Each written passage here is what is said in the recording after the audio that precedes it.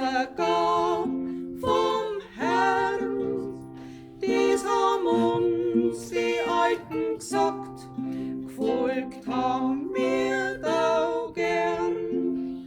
Sollst die Eltern achten, ehren, Bruder, Schwester lernen, und die Armen nicht vergessen, Liebe im Herzen spüren.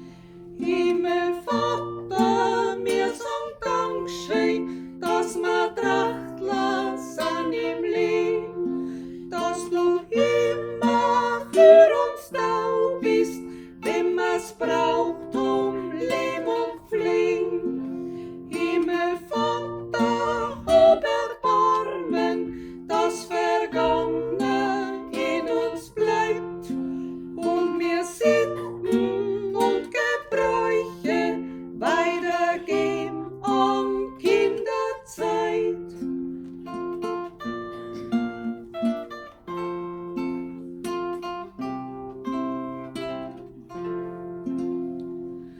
Heimat leer und Trachtengewand, Isa gab vom Herrn, dies haben uns die Alten gesagt, gefolgt haben wir da gern. Gottes Wort sollst immer achten, ehrlich Freundschaft pflegen, jedes Geschick mit Demut tragen, so ist ein Trachtlerleben.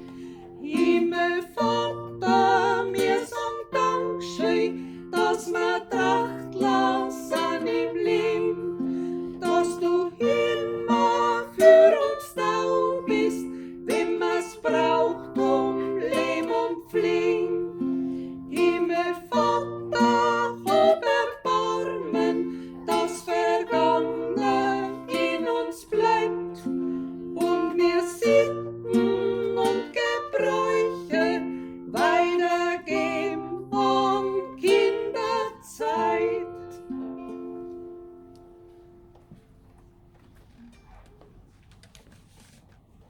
Lasst uns beten.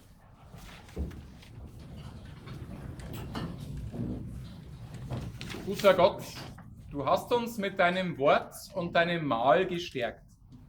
Wir danken dir für die Gemeinschaft, die wir heute erleben dürfen, für dein Wirken in unserer Mitte. Begleite unseren Verein auch in Zukunft mit deinem Segen, damit er weiterhin Brücken baut zwischen den Generationen, zwischen Glaube, Kultur und Heimatliebe. Darum bitten wir durch Christus, unseren Herrn. Amen.